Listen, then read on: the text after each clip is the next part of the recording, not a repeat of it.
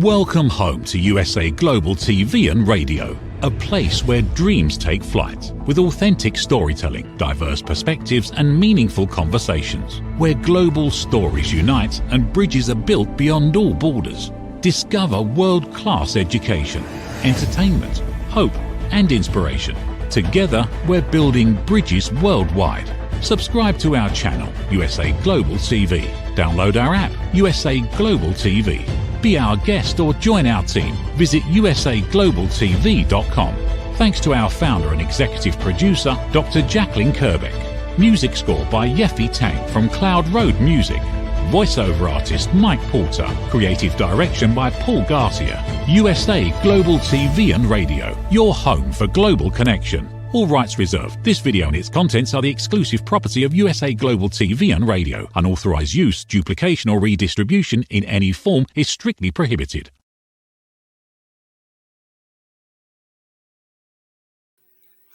Hi, everyone. Welcome back to the Compassion Project, where we spend time exploring, examining, and looking into institutional trauma and what that means to us, to you, and how we can recover and heal ourselves so that we can spread compassion through igniting a compassion evolution, if you will. So it's a beautiful spring day. I'm so happy to be here with you today again. And as of right now, there are no cat fights out on the deck. So hopefully we won't have any distractions with the neighborhood cats who love our yard. But I'm very happy today to introduce my guest, Aniza. And we're going to talk about the arc of healing yourself and soul and what genetic trauma looks like, and that genetic encoding that occurs through traumatic experiences, even from what we get from our ancestors, our family members. So very excited to welcome Aniza to the show. And she's going to share her journey and talk about all the fantastic work that she does. So welcome to the show, Aniza. Happy to have you. Thank you, Danielle. Happy to be here. Thank you for having me. Yes. I'm really excited that this is live. I haven't gone live in a long time, so everyone's watching. Well, everyone gets to see all my goofy iterations and jumbling of words these crazy amalgamation of words that I sometimes come up with as my brain and mouth try and mesh together. So, yeah, exactly. Perfect. So why don't you share a little bit about yourself, how you got into this work? Because this is a really fascinating field. And I learned about genetic or generational trauma several years ago when I was doing some research with physicians, and I've been so curious about this. So I'm super excited to learn from you. So share a little bit about yourself and how you got into this work. Thank you. Well, my name is Aniza, as Danielle said, and I'm originally from Brooklyn, New York. And how I entered into this work is really my own experience of depression and challenges. I was diagnosed with chronic depression when I was 13 years old. And through that experience, I kept feeling something else would help me. Like maybe when I go to college, maybe when I get a job, or I kept looking at these milestones as experiences that would kind of lead me out of this heaviness I was experiencing, but it didn't. And I realized no matter what I did, I was still feeling the same. And so it must be, I'm the common denominator. It must be something within me. And that led me on a journey of self-discovery and self-healing. And it led me through many travels. Like when I first meditated for the first time, I was actually in Europe. And I started doing mantra meditation with a teacher in Hawaii while I was in Spain. And then I spent about a year traveling through Nepal and India. A lot of time meditating and a lot of time coming into myself. And when we're speaking about intergenerational trauma, I remember the first time I realized that my cells and my somatic self held the memory of the people who came before me. I was sitting in a Vipassana meditation in Malaysia. And for those of you who don't know Vipassana, it's a 10-day silent meditation retreat where you meditate for about 10 hours each day. And I was laying in bed in between the sessions, and I was doing the body scanning. I was feeling all these sensations in my body. And I came to my womb, my ovaries, and I could feel, and this was before I heard about ancestral healing. This was before this was in 2016. So this was a while ago, like when this stuff wasn't as talked about. It's still not talked about as much as it needs to be, but it definitely wasn't talked about as much about nine or so years ago. And I could just feel in my womb, in my ovaries, that the way I respond to men and my experiences that I've had, I responded to men through the trauma states of my mother and my grandmother and her mother. And I could just feel it in this experience of deeply feeling my body, that I am responding to my present moment from memories of the past. And I didn't really know what that meant, other than it like gave me a reason, because I responded to situations, like I have experienced assault and traumas that my body actually hadn't experienced, but I held a memory of that experience. And through self-listening and healing, it's like over the last like decade, I've uncovered a lot within what that means for myself. And I also work with people, helping them uncover the encoding in their own cells and their own patterns and their own problems that did not begin with them, that began generations ago, that are still being expressed through their body. Wow. There's so much to unpack with that. And I think you're right. We hear a little bits and snippets of this, but it's really not talked about. And I think a lot of people really consider this to be still pretty woo-woo. But I think that there really is something to this. And what you talked about in terms of listening to your own body and paying attention to the voices, the intuition, what the pineal gland is telling us. I wonder if this idea of calcifying or through fluoridation or some of the ways that we destroy the pineal gland is one way to keep us from having those lived experiences and those memories. Have you done any research into that? Well, I feel like we are in a general experience of desensitization. And it's like social media is a big part of this, but social media is relatively new compared to how long the arc of desensitization is experienced within the body. We have disconnected ourselves from nature. I feel like that's pretty true. As a society, I know many people, we are taking steps to remember ourselves as natural beings, but as a whole, as society, we are really disconnected from natural rhythms, and no aspect of our everyday societal living reconnects us to the innate ways of living and being that our ancestors knew thousands of years ago. And I feel like through that process, we've been like kind of cut off from our innate wisdom, our innate intelligence, our body. And it takes active attention and effort to resensitize ourselves, to reconnect to our natural rhythms, to re-know our innate intelligence and wisdom that is held in the body. We see so frequently people just walking down the street, literally walking down the street, and they just have a phone in their hand and they're just solely focused on the phone. And I think you're absolutely right about the desensitization that we experience. I think we get so many quick dopamine hits from I got a like, and I got the bell went off and a notification. And it removes our ability to appreciate the dopamine that comes from nature through hearing things, from experiencing just even our own thought processes and the connections with other people, which are more long-term sustaining dopamine hits than just the notification bell on your phone. I do think this is one of the things that has disconnected us the most, for sure. So as you thought about, I want to talk a little bit about the experience that you shared a minute ago, and then get into a little bit more of the research and the science and what we know and what you've experienced with this.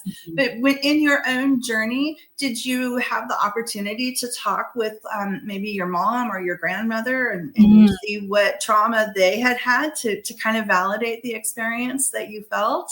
Yeah, that is such a beautiful question. And I'm going to respond to it, but I just want to mention what you're talking about social media, and just respond to that really quickly.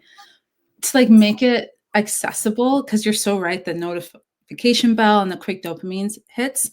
And I feel like we're out of practice of just knowing what it means to be our own friend, and to like talk to ourselves, and to like really be a companion to our own lives. And we like fill our time with scrolling, and it's such a quick way to feel a sense of entertainment and engagement. And actually, we can just be engaged with our own thought process and like our own being. And I feel like that's in some ways, some of this stuff can sound esoteric or like out there. It's like, how do I touch it? And it's like, well, how do I be my own friend?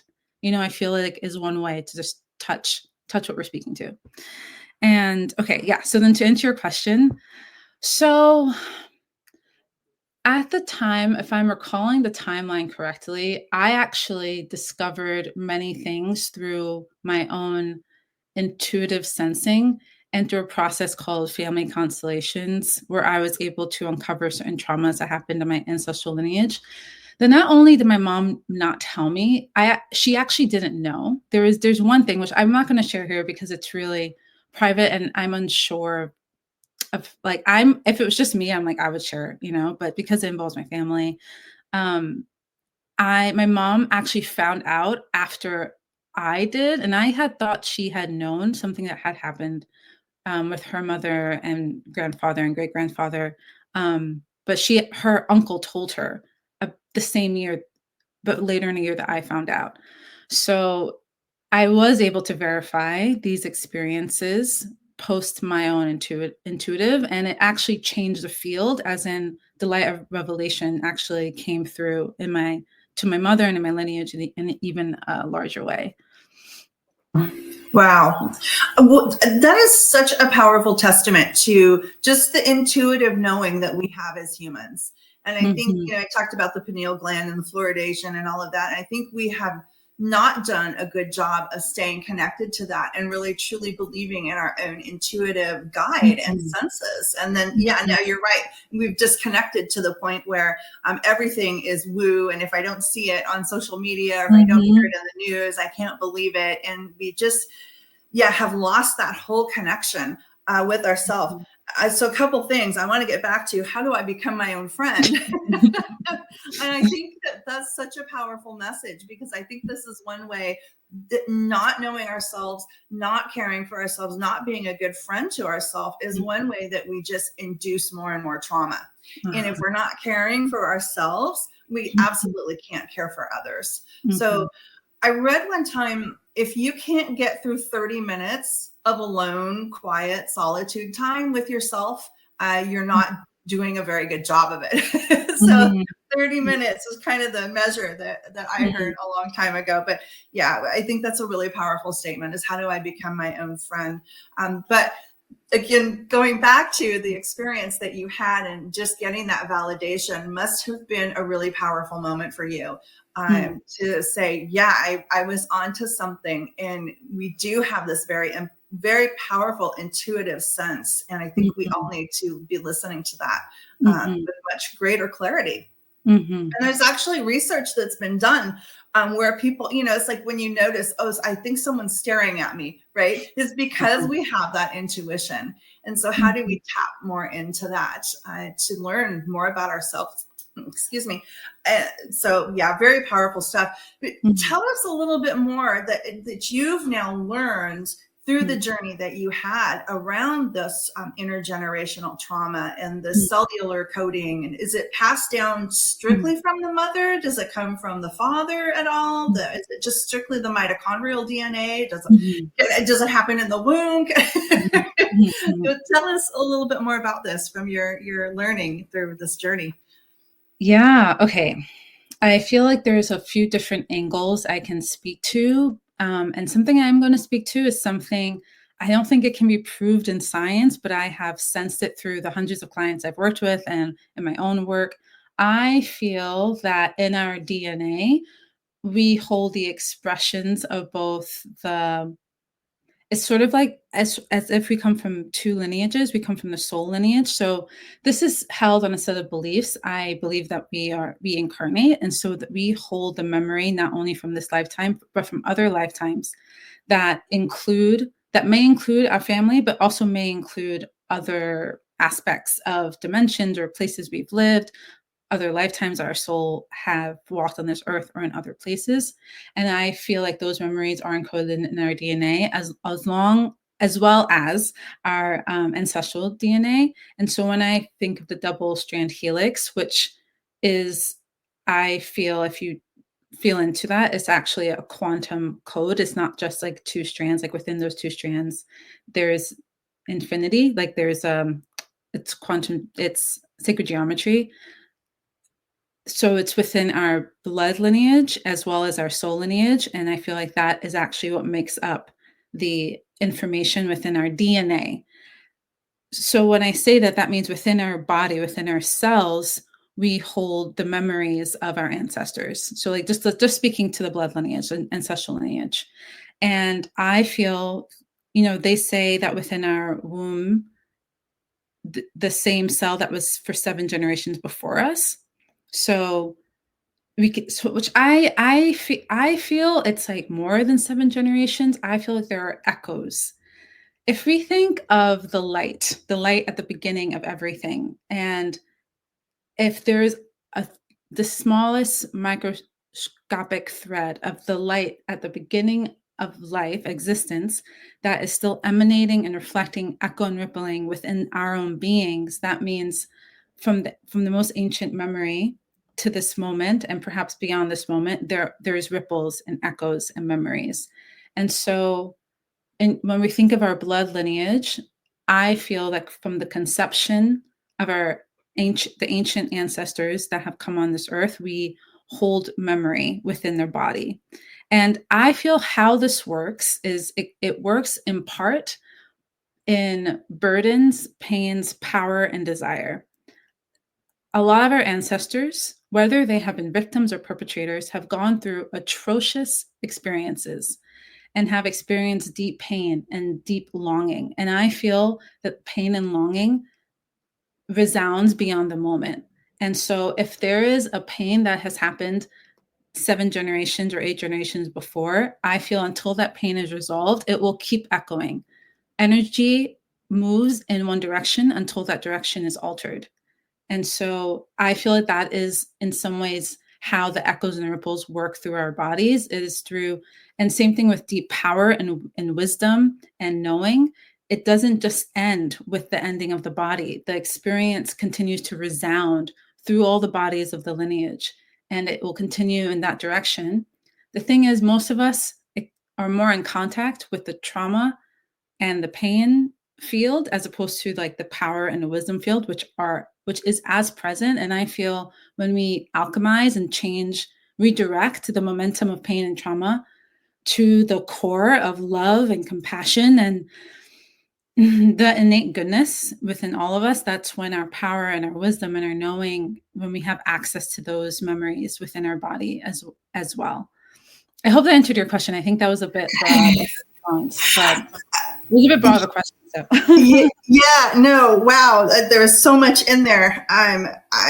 So the two things that resonated with me most is this idea of both the ancestral and the soul, right? Mm-hmm. That kind of converge. And I love the analogy that you used with the 2-strand helix DNA. And when you look at a DNA strand, it is connected, right? It's connected with I used to know all this stuff, the R and the S and the T and the A or whatever.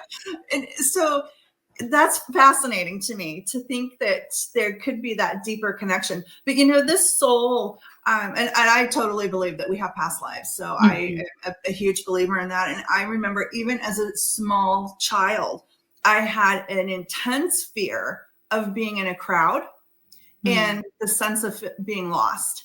And I think that that's not a learned behavior, right? As a child, 3 years old, 4 years old, I felt and experienced that. And the only way I can say that I had that was through some type of previous life that, was that memory came with me into this life. And, they say that kids, when they talk about these things, because they're kids and they don't have any filters and they don't have new learned experiences, they're probably onto something when they're having these conversations. So we should listen to them around this. So yeah, I completely believe that in my whole heart. And I remember, I haven't told a lot of people this, but when I was in high school, we were in world history class and we were talking about the Ice Age.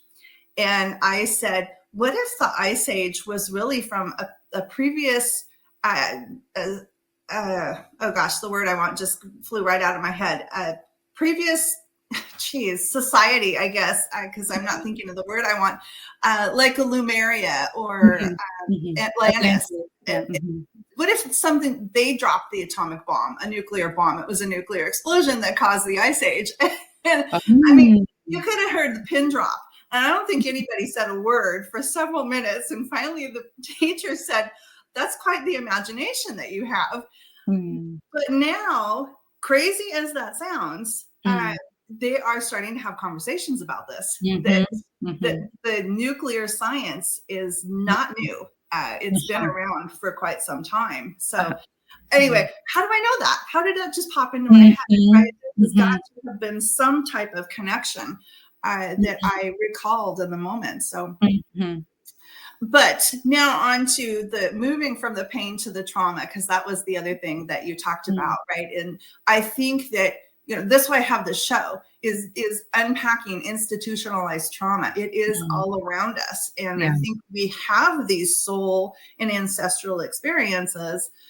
And then we have these things that compound the pain and the frustration, waiting on hold for 20 minutes. And, how many people do you see screaming at the phone? Customer service.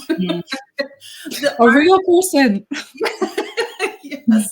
The architecture that's called brutalism, it seems like it's just a way to compound the trauma rather than allowing us to heal and get into that space of love and compassion and kindness and empathy. Because the more we struggle through it, the more we become so completely self-absorbed. And I don't mean that in a negative way. I mean that in terms of, I can't think of anything else.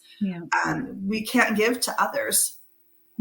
So I always ask folks, how do you recommend and suggest that we have self-compassion? So let's kind of move into that topic of how do we move from trauma to healing? And of course, recognizing it and talking about it, I think, is one of the first steps. So I'll let you take it from here. How do we move past that? Now that we know it, now that we've called it out, unpacked it, what do we do? How do we get to that place of healing and love for ourselves first, right? And that's, I don't say that and mean that in any selfish way. We have to love ourselves. We have to be our best friend first.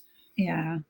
Oh, that's such a big question. And what you said to acknowledge it first, I feel is vital, is so important. And I feel like particularly we're in a time when there's a lot of blame and pointing and challenging and I feel like this is so delicate around the wording, but I feel it's not about always knowing what to do, or feeling like you have to be better, or feeling you have to learn more, or I said it already, but I think it's important. It's not even about knowing what to do. It's like about believing that there is innate power and capacity within your body and being and soul and self.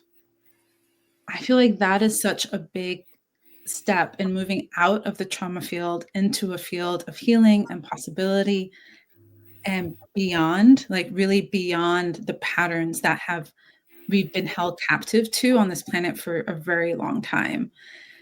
And it really is an inward journey, but and this is like a perspective thing. This is so subtle. As you mentioned, the self-absorption of pain and trauma is so different than being centered in self as you move from power and knowing, or you move from flow and surrender. There is such a different, it's a different sense, and it's so subtle. And there is it's a perspective shift. And I feel right now, with so much information, like we are right now sharing information on the internet, but with so much information that's taking attention away from self. And I feel like not enough information is actually bringing people back to themselves as being the author, the authority, and the sovereign leader of their own life. And I feel the reclamation of that really is the first step from really exiting the trauma field, and also having a lot of patience and gentleness, because people we're talking about healing, we're talking about all this stuff, but the lived experience is so hard and challenging and can feel really long. I was saying to someone, I really feel healing is a process of breaking your own heart, because the type of brutal self-honesty, the way you have to look up your own shadows and self-hatred and insecurities, like the way you have to be Yeah. so honest with yourself, you really have to break your own heart over and over again. And I love how Matt Kahn says, you break our own heart and we keep breaking it until it dissolves into a million and dissolves into love, like for all the shards dissolve into love. And it really is a process of breaking, and it is like breaking down and into and through the pain until we break through the pain. But it's really going through it. And then also I say, and I really feel like this is the experience I've personally had and I've witnessed for other people. And it's like not all doom and gloom too, you know. I feel like we can also myself playing devil's advocate with myself. It's like to also be aware of when we're in the hyper process, because I think also many people who are in the healing world who have entered, they like can be stuck in this like process thing where we're just like kind of looping around our own patterns. And that's when I feel to really know what it means to be your sovereign authority, to like walk yourself forward. So yeah, that's my response. Wow, that's a really powerful message, and I completely agree with you about that, holding up the mirror and asking the question, "Am I the problem?" I don't say it as lovely as you do, you know. And I have this. I find this same challenge in leadership development. You know, most people, to get to the place where you are functioning as a true leader, a servant leader, you have to have that place, come from that place of love, kindness, compassion, empathy. And a lot of people don't want to go through that process, just like you said, of holding up the mirror and asking the tough questions and being that raw with themselves to say, wow, I'm not the best version of myself when I'm here in this space or ever. It's something that you have to really want to do. To come to that place and do that tough work. I guess that's why they say the inner work is so hard, right? You've got to live through that pain and live through that frustration. So and choose to do that. I had Dr. Amber Teichner on a couple of months ago, and we were talking about Mean Girls. That's kind of her area of expertise. It's like, you know, the bottom line is, you know, the mean girls just like being mean girls. And they don't want to change, and they just enjoy inflicting that pain on others. And it's just so sad to see that we're in this space right now. I think interesting to think that we're in what they call the fourth turning of every society, right? Ancient societies, that's the word I was looking for, where we go through this cycle. And I think we have to go through this to rebirth ourselves and come back as more holistic, value-centered people. But it looked like I interrupted you. So, well, no, I was just comment about Mean Girls. I just appreciated you bringing that up, and I do feel that people in pain cause pain, and I do feel that right now, if you call them the Mean Girls or however those characters are, I do feel there's a quality of disassociation. We talk about desensitization, but there's a quality of disassociation right now. I think particularly with like the influencer generation and everyone, like the way it's me, and in a way that's narcissistic and just sort of blind. I do feel people are disassociated in a degree. I kind of want to say it's unprecedented, like actually, because there's such a lack of understanding of what it means to be communal and what it means to work together. We don't know what that means right now, and we really do have to remember and recall what it means to be together. And so I think without proper elders and teachers and leaders to kind of remind us what it means to be together, we are going to follow the models we have, which are about like self-involvedness in a way that is depreciates like an overall sense of value within self and between selves. And yeah, I feel like because that is just so present right now in our time, and I think it can feel confusing of like how to respond. I went to a high school that was like Gossip Girl. It was like literally like there's a lot of famous celebrities at my high school in like New York City, and there's a lot of celebrities, and it was a lot like Gossip Girl. And before I got there in the 8th grade, they literally had a meeting like they had in the Mean Girls because the girls were being so mean to each other. I was very unprepared. Like I grew up in the ghetto of Brooklyn, and I went into the school extremely unprepared for the Jimmy Choos and like designer Chanel bags walking down the hallway. I was like not ready. And I actually went to the alumni meeting at my high school for the first time. I went after 16 years. And it was just wild after so many years to feel so many similar dynamics. And I'm so different than I was then. I could feel how the dynamics were similar, and I could be like, this was never my fault. No wonder I felt the way I felt all those years ago. I'm literally just different. And I have been different. And when I was a teenager, I had no idea how to qualitate that difference other than in depression and being like, I'm the problem. Let me like straighten my hair. Let me try to get the clothes. Let me do this. Let me do that. But like none of that would have like closed the gap. I'm just different. And I feel there's a lot of fear in owning being different and being ourselves. And I guess that connects to the Mean Girl, because I think some people are more able to kind of put on that mask or put on that attire because that is what the general society is saying. And it takes a lot of courage to be yourself and be different and to own it in a way that doesn't feel like you're guilty or you're shame or you're bad just because you're different. That it's a gift. And to stand in that is an act of courage in every moment, to like be around people and to kind of feel your own belonging within the lack of belonging. These are really subtle and challenging feelings that people need to walk through to kind of reclaim their sense of selves.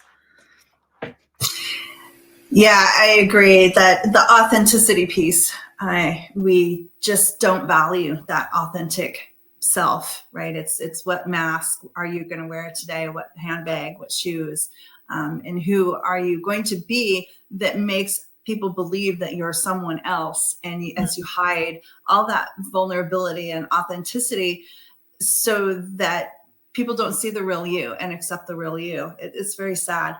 I had doing some work with a client, and we were talking about values and core values. And when I talk about core values with people in the workplace, I often ask about their background, the macro environment that they grew up in, and the micro environment, and what watershed events occurred in their lives to help shape their values. And so one gal sat back and crossed her arms and said, I don't show any vulnerability at work. And I thought, wow. And this was a manager. Actually, I think she has a director title. And I thought, gosh, isn't that sad that you won't show any vulnerability at work? How do you connect with others as someone who's in a, quotes, leadership role and position? And that's the work that you need to be doing, is having those connections with people. And so setting aside that authenticity and that vulnerability, I think really sets us up for even more trauma with others and certainly within ourselves. So, wow. Well, this has been a really fascinating conversation. I think we could talk all day. And this is, I think, a topic that is starting to get some traction and some attention. And I hope we hear more about this so that we can really learn how to heal ourselves and others. So 2 remaining questions for you. I know our producer, Dr. Jacqueline, has got your contact and has popped your contact information up, but how can folks find you and learn more from you and heal with you? Thank you.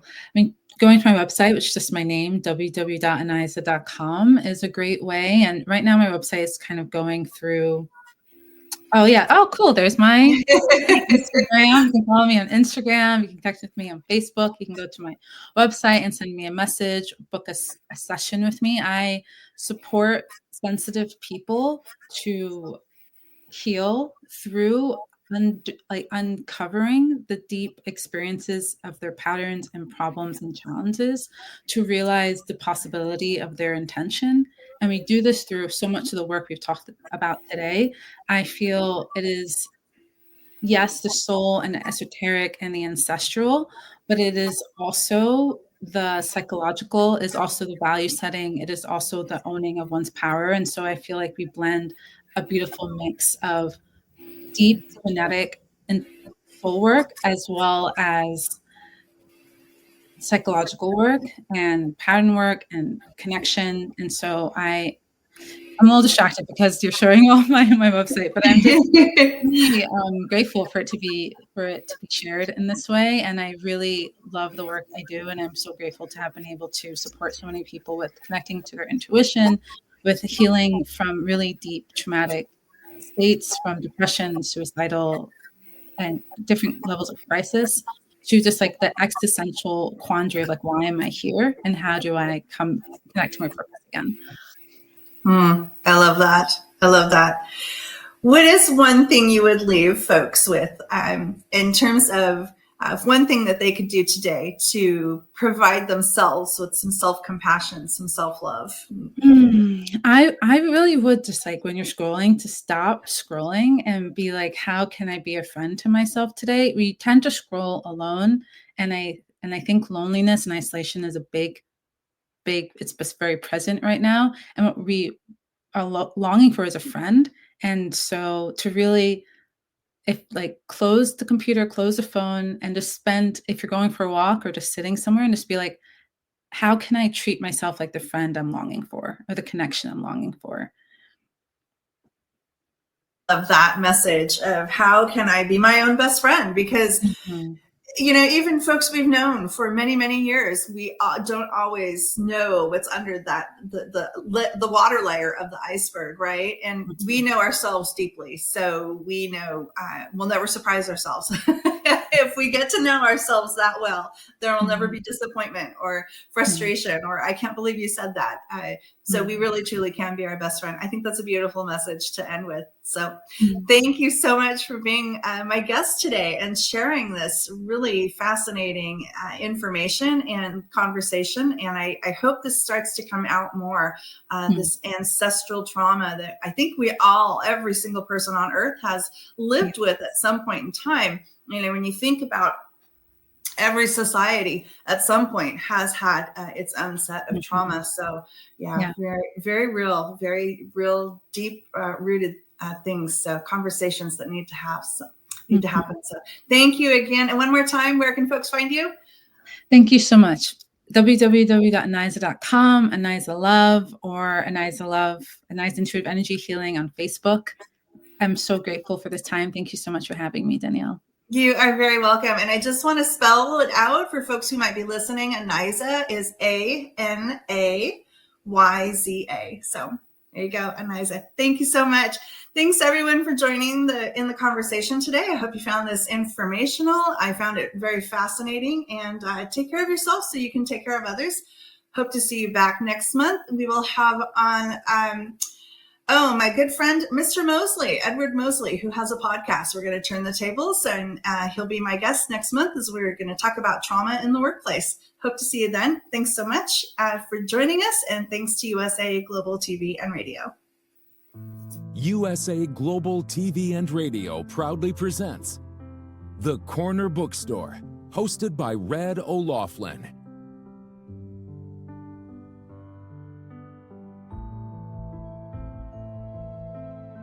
Step into a world where every story inspires. These pages come to life through the voices of authors from around the globe. Written by our global community of TV show hosts and best-selling authors, these works span genres, generations, and geographies, united by the power of storytelling. Discover your next favorite book and meet the minds behind the work.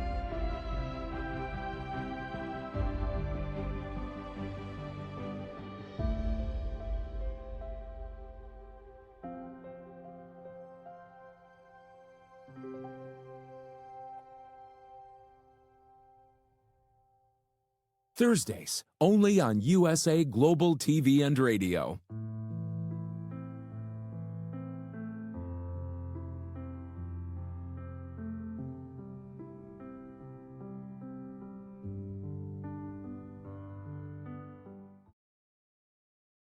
Conveniently located in the Cherry Hill Mall in Cherry Hill, New Jersey, Avio Art specializes in custom art and photography printing.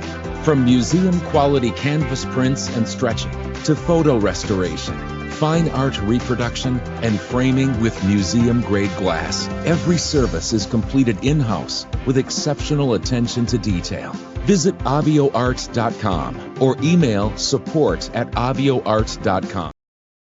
From the magical world of the amazing adventures of Lady Ella comes a heartwarming new journey filled with kindness, courage, and compassion. Lady Ella, the beloved ladybug and listening mentor, is back, and this time she is not alone. Meet her brave and thoughtful brother, Lord Jack. Together, they take flight on their very first kindness adventure. Along the way, they meet 3 new friends in need: a duck feeling discouraged, a mouse struggling to be understood, and a busy little bee who's completely lost. But with the power of elevated listening and simple acts of kindness, Lady Ella and Lord Jack show us how understanding and empathy can make the biggest difference in someone's day. Written by Dr. Jacqueline Kerbeck, the listening mentor, this 9th book in the best-selling Lady Ella series teaches children ages 5 to 10 the essential skills of listening, kindness, and etiquette. Now available for pre-order on Amazon. Scan the QR code and order your copy today. In a world craving connection, one platform dared to dream bigger. USA Global TV and Radio, a beacon for global voices, authentic storytelling, and elevated listening. Led by visionary Dr. Jacqueline Kerbeck, the journey from a spark to a global force is now captured in one inspiring book. Honored with YouTube's Silver Creator Award for surpassing 100,000 subscribers. Discover the evolution, the challenges, the triumphs, and the unstoppable spirit that created a global movement. Executive producer Dr. Jacqueline Kerbeck. Music score by Yeffy Tang. Creative director Paul Garcia. This video and its contents are the exclusive property of USA Global TV and Radio. Unauthorized use, duplication, or redistribution in any form is strictly prohibited. Now an Amazon #1 new release in paperback and ebook. Broadcasting Brilliance, the evolution of USA Global TV and Radio, is inspiring readers around the world. Join the movement that's redefining global media one story at a time. USA Global TV and Radio, home of the YouTube Silver Creator Award, proudly presents Just the Thing for Your Ring, introducing the patented Ring Thing. Your premium personal ring holder to keep your ring safe, nearby, and avoid loss. The Ring Thing just got smarter. Add your logo and an NFC tag that opens to your website with one tap. Waterproof, inner padding, and now a forever business card. Just the thing for your ring. Scan the QR code seen here to learn more about Ring Thing or place your order. Follow Ring Thing on Instagram at ring_thing_ or go to our website ringthing.com.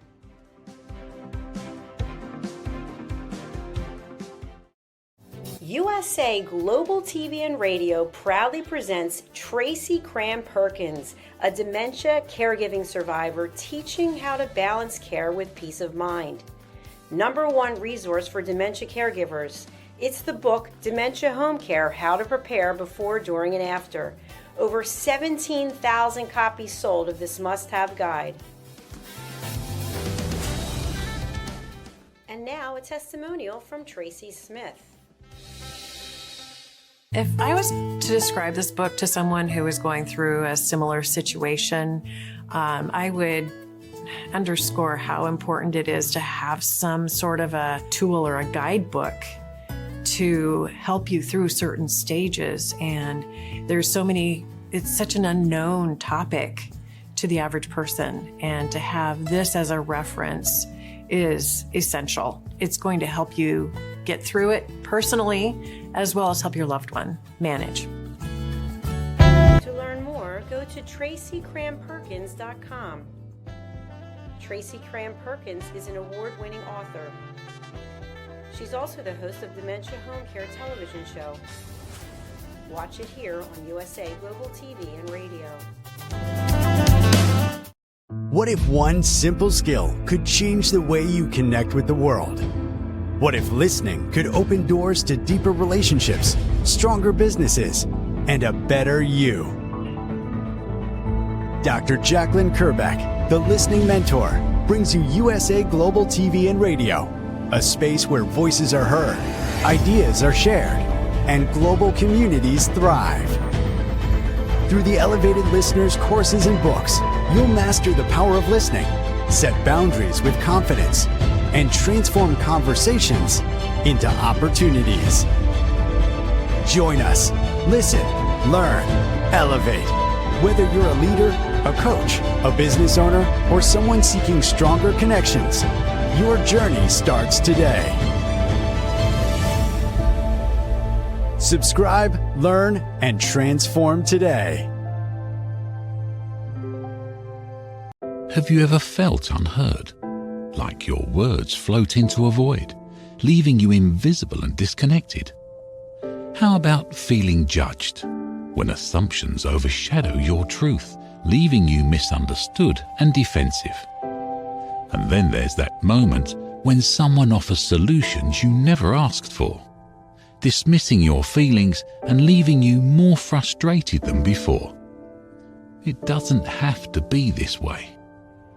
Dr. Jacqueline Kerbeck, the Listening Mentor, understands. She's here to help you reclaim your voice, build stronger connections, and create meaningful conversations that inspire understanding and mutual respect. Through her groundbreaking books, online and in-person courses, and interactive workshops, you'll learn how to navigate life's most challenging interactions. Discover the power of elevated listening and transform how you communicate. Master setting boundaries and asking permission to protect your peace. Learn to recognize and release judgment, fostering empathy and true connection. Dr. Kerbeck also offers personalized coaching, one-on-one or group sessions designed to fit your unique needs. Whether in person or virtually on StreamYard, her guidance will empower you to thrive. You don't have to struggle alone. The path to deeper connections and better relationships start here. Visit drjacqueline.com or usaglobaltv.com. Join a global community of empowered listeners and transform your life, one meaningful conversation at a time. Dr. Jacqueline Kerbeck is the Listening Mentor. Start your journey today. Thank you, viewers and listeners of USA Global TV and Radio, for joining us today. We're honored to have your time and attention as part of our global community. At USA Global TV and Radio, we believe in the power of authentic conversations, meaningful connections, and creating a world of possibilities together. Want to be part of something bigger? Join our team of elevated listeners at usaglobaltv.com, a space where your voice matters and your ability to listen transforms relationships. Stay connected with us across all our platforms for thought-provoking discussions, expert insights, and empowering stories. Subscribe to our channels at youtube.com/c/USAGlobalTV. Follow us on social media and explore the endless opportunities we're creating for growth, learning, and inspiration. Together, we're not just broadcasting, we're building bridges and changing lives one conversation at a time. For inquiries, contact us at info@usaglobaltv.com. Music by Johnny Dies. Produced by Executive Producer and Director Dr. Jacqueline Kerbeck. Voiceover by Mike Porter. Creative Direction by Paul Garcia. All rights reserved. Copyright 2025. Visit usaglobaltv.com to view our full terms and conditions.